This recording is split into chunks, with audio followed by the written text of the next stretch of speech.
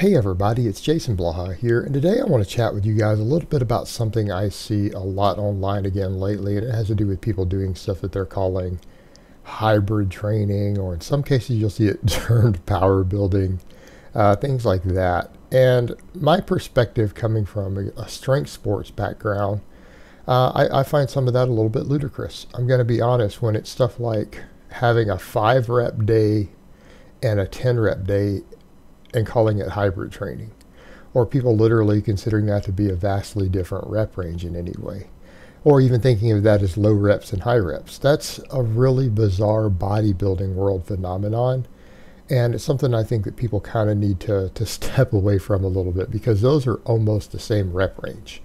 And what I mean is that fives don't build maximum strength, right? Fives are still more or less what we would think of as hypertrophy training with a little bit of extra mechanical tension. And in some cases, it can be a little harder to recover from. And things like the 5 to 8, as I always say, is kind of your ideal novice size building range, right? Because they need to get stronger quickly. They need the extra mechanical tension. And it's going to tend to make novices big and strong relatively quick. But as you start to get a little more advanced and you need to actually incorporate multiple rep ranges, I would much rather see programming or training or things that people do based around singles and tens. And I'm not saying people can't do other stuff or they shouldn't do other stuff, because I know that you should do other stuff. Okay, I want to make that clear. But before a person's getting into things like speed work and stuff like that, I would like to see people separate their actual workouts into like 1s and 10s. And even I do that twice a week. 2 of my days every week are set up that way. I set up a lot of my clients for their max days at this point. We do that. But, you know, it's getting people to do singles can be scary for people at first. A lot of times people are reluctant to do so, or, you know, you have younger guys who'll do it and they approach it haphazardly. But because so many people kind of come from that different background, they come from a bodybuilding or physique type background, you start talking about doing singles and it's scary. But the truth is, singles and tens really should be the basis of your training when you get over into doing more than one rep range or some sort of hybrid rep range training. Now, how you go about programming that is a totally different topic, but here's what I mean. If we are going to develop maximum strength, we have to train singles, okay? You cannot develop maximum strength off of 4s, 5s, things like that, because you can't go above 90%. You can't go above 90%, because that's where real maximum strength is developed. You have to. And if you can do it 3 times, it's not above 90% either. So even triples, especially multiple triples, isn't going to get you there. Now, a person could do quite a few singles at 90%. Or low 90s, you know, 91%, that would do it. That would carry over much better. So I would say to people, if you're going to do heavy work and call it heavy, do singles. I don't care whether it's necessarily max effort training or if it's doing multiple singles, doing 5 singles, 8 singles, up at 90%. Okay, that works. You build maximum strength. And then we can take things all the way back over. Why wouldn't people do things like up to 10s, 8, 9, 10, something up in that range for their volume training? Because let's come over to the other point with that. And this is something I've said a couple times in other videos, wording it differently. But, you know, this is going to attract different people. Different people are going to see these titles and get into it, maybe need it explained differently. What's the benefit of us doing 4s and 5s and things like that? Or even multiple sets of 3? To get a lot more tension on the bar, mechanical tension, so that we teach people how to lift heavier in addition to getting the total volume we need for hypertrophy.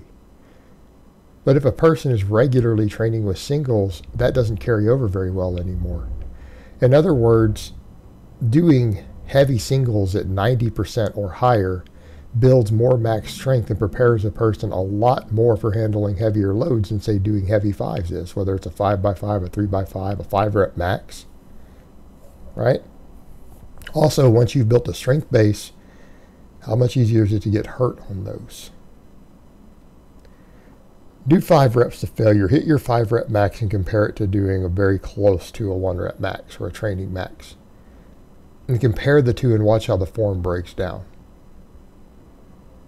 For a person who's built a strength base, 5s can get real sketchy in terms of form breakdown. You have more chances to mess up and make a mistake. You're more likely to get hurt once you're decently strong with a bunch of 5s.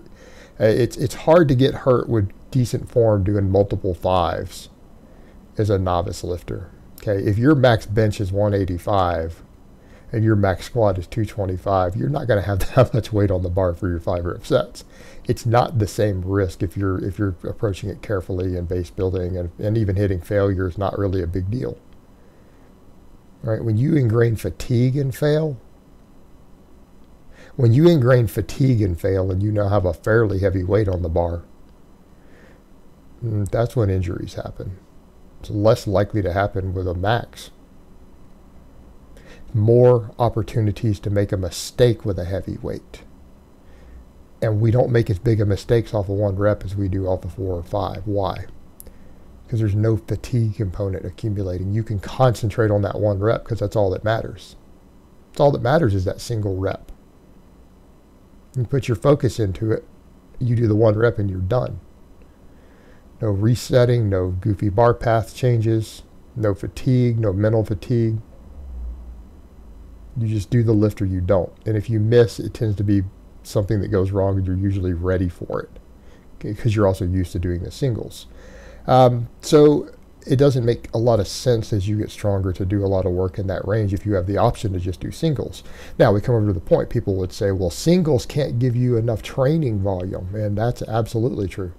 It is almost impossible to do enough singles to induce really good, let alone maximum hypertrophy. You can induce hypertrophy with singles, okay? But actually building significant amounts of muscle off singles, making good or even optimal or maximum muscle growth. Maximum muscle growth is not going to happen off singles. Best of luck to you. But we come back over what's more efficient for getting training volume in quickly and with a low risk of injury. I don't know, like 10s. 10s is really, really good for that. The reason even bodybuilders do 10s. Makes sense. Work around 10s. I mean, 8s are good too. But if you're doing multiple sets of 10, especially with near limit sets, what happens? You get within 1 rep of failure, 2 reps of failure. You do multiple sets of 10s with relatively short breaks, decent breaks, a couple minutes, 2-3 minutes. You can create a very large amount of training volume. You can create a large number of quality reps in a pretty short time period. Now, it doesn't train you to get as strong. If you were to run exclusively 10s, I honestly think people even gain muscle slower because you need the heavier work to feed your strength. But if we're trying to just induce fatigue with training volume, that we can get as much volume in as possible in the shortest time period in the gym that's somewhat easy to recover from, because we're not necessarily stacking really heavy weights relative to our strength on ourselves. 10s work really, really well.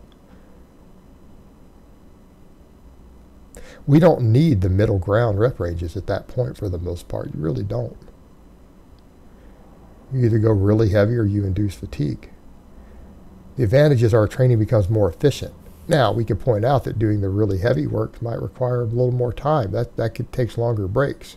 We don't need to waste a lot of time doing 5x5s if we can do 3 to 5 sets of 10 with slightly shorter breaks, induce a ton of metabolic fatigue, and just get that back out of the gym. Right? We're not getting the much benefits from the extra tension of the 5s over the 10s because we're already doing maximum tension work by doing heavy singles. It makes more sense from a programming perspective, a time management perspective, a fatigue management perspective. That's smarter hybrid training. When people start doing stuff like, oh, I'm going to do 5s and 10s and call it hybrid training, and I know some legit experts who do stuff like that, who guys I like, but they're coming from a bodybuilding background. They don't understand strength.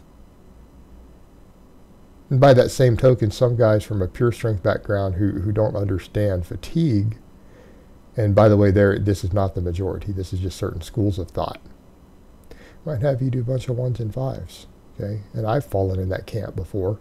But there's a point where we have to evolve and realize we need to train our different performance elements of picking what's the best tools for the job for any given thing. All right, let's find the best tools for the job. And notice I didn't even say do the same exercises for those rep ranges. That's another topic in and of itself. The exercises you do singles and you do 10s with probably shouldn't even be the same exercises. But that's another topic completely. All right, guys, well, that's really all I have to say on that today. I hope it's been informative, and I will talk to you guys next time.